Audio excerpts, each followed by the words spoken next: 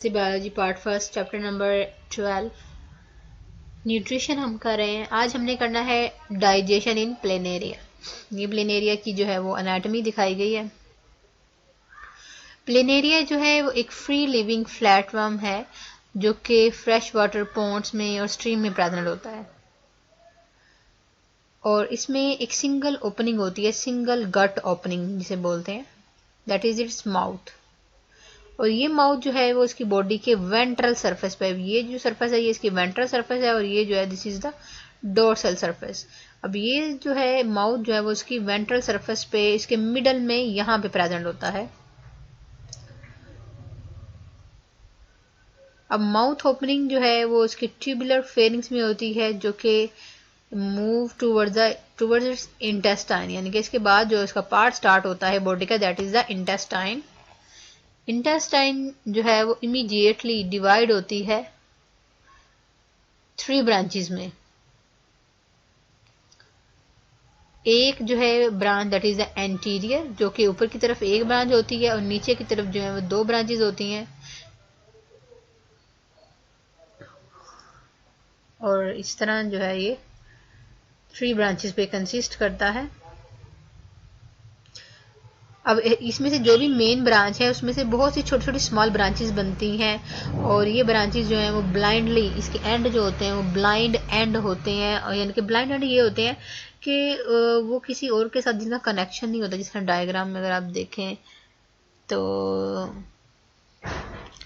ये जो है इसके ये ब्लाइंड एंड होते हैं जो कि डायरेक्टली कांटेक्ट में नहीं होते किसी और सरफेस के साथ, जो है इनका कनेक्शन नहीं होता, इसी तरह ये प्रेजेंट होते हैं और इन ब्लाइंड एंड को बोलते हैं केसी।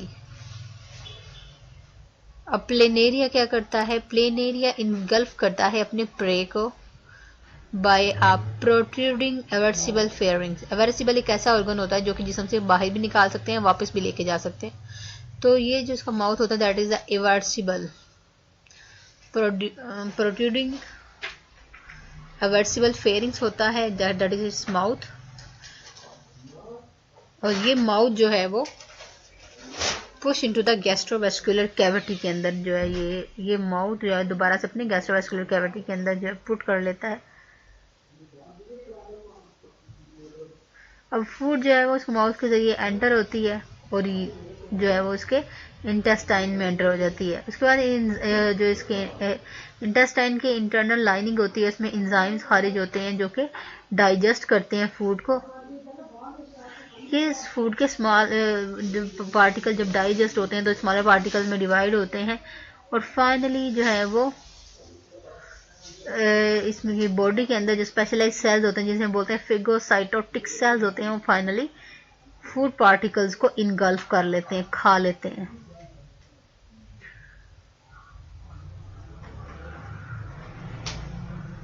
अब इसमें जो टोटल प्रोसेस होता है जिसमें एंजाइम्स क्रिएट होते हैं, ये एक्स्ट्रा सेलुलर डाइजेशन है, यानी कि सेल्स के अंदर नहीं बल्कि सेल के बाहर ही इसकी डाइजेशन होती है और कंप्लीटली जो डाइजेशन होती है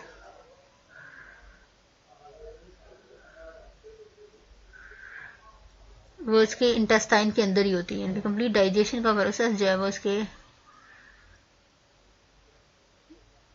इंटेस्टाइन के अंदर ही होता है। और उसके बाद जो है वो फूड जो है वो by the process of diffusion, यानी कि डिफ्यूजन के जरिए बाकी पूरी बॉडी को, डिफ्यूजन का प्रोसेस होता है जिसमें हायर कंसंट्रेशन से लोअर कंसंट्रेशन की तरफ।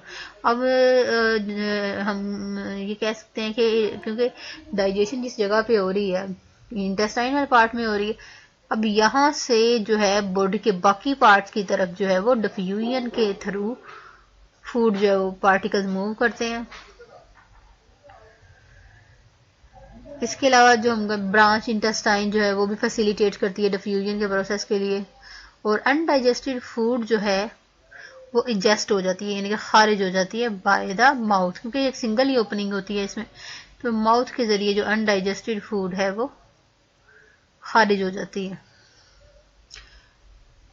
उसके बाद जो है नेक्स्ट हमारे पास जो टॉपिक आता है इसका, that is the digestion in cockroach.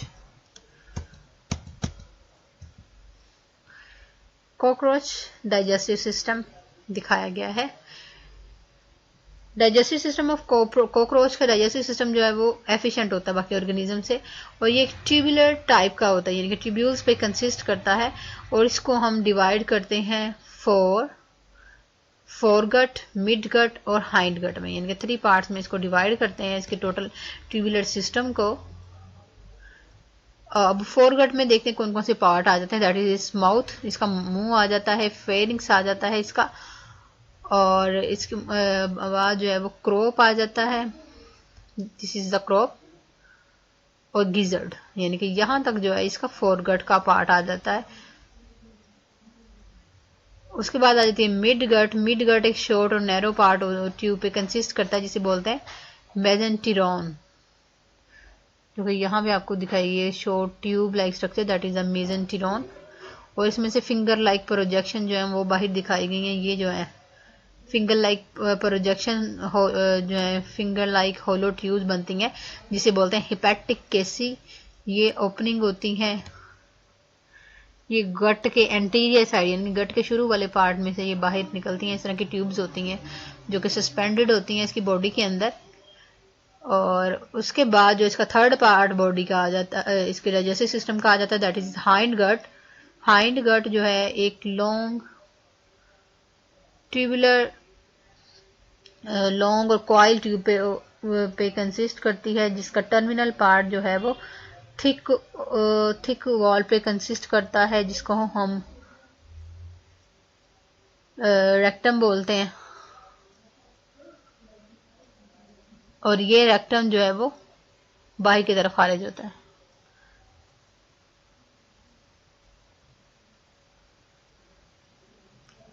अब इसमें डाइजेशन का प्रोसेस देखते हैं। इसके 3 पार्ट्स आ जाते हैं, mid gut, foregut, mid gut और हाइंड गट। हाइंड, अच्छा जी। उसके बाद जो है डाइजेशन का प्रोसेस देखते हैं कि इनमें कैसे होता है।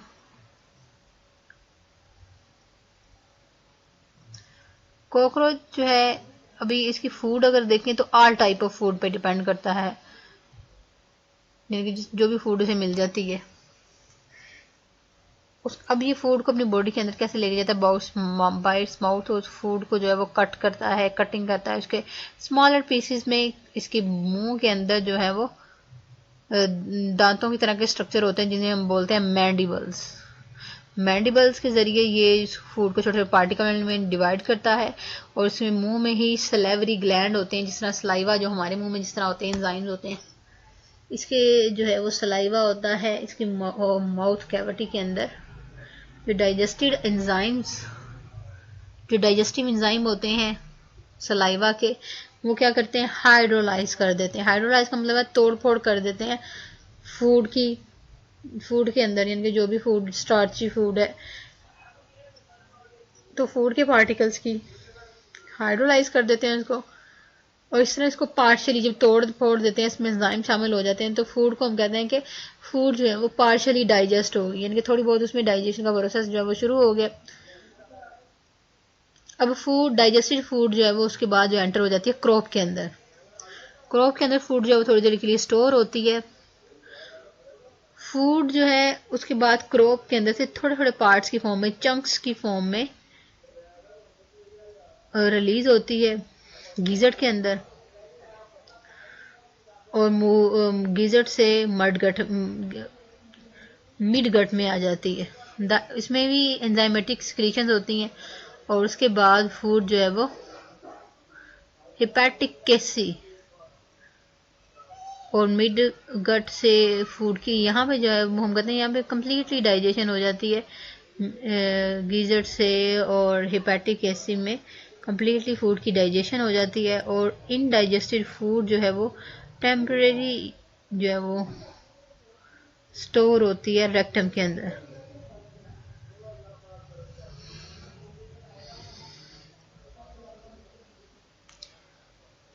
अब यहाँ पे जो फूड की मुंह माउथ के अंदर पार्शियली डाइजेशन होती है, यहाँ पे उसकी कंप्लीट डाइजेशन होती है, और उसके बाद जो है ट्यूब फूड जहाँ से जो इनडाइजेस्टेड फूड होती है पास आउट होती है और टेम्पररी स्टोर होती है रेक्टम के अंदर।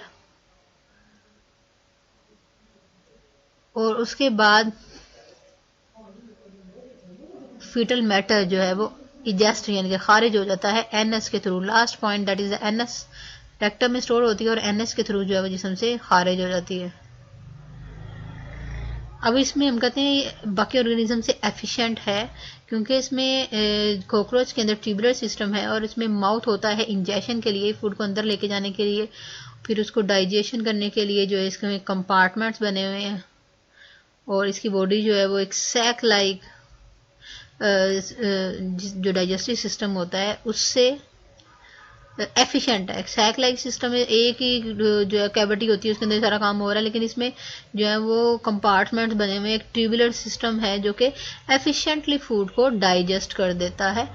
वो फूड जो है उसके बाद जो है इनडाइजेस्टिव फूड जो है वो रिलीज हो जाती है बॉडी से एनएस के थ्रू और जो डाइजेस्ट होती है वो एब्जॉर्ब हो जाती है बॉडी के अंदर।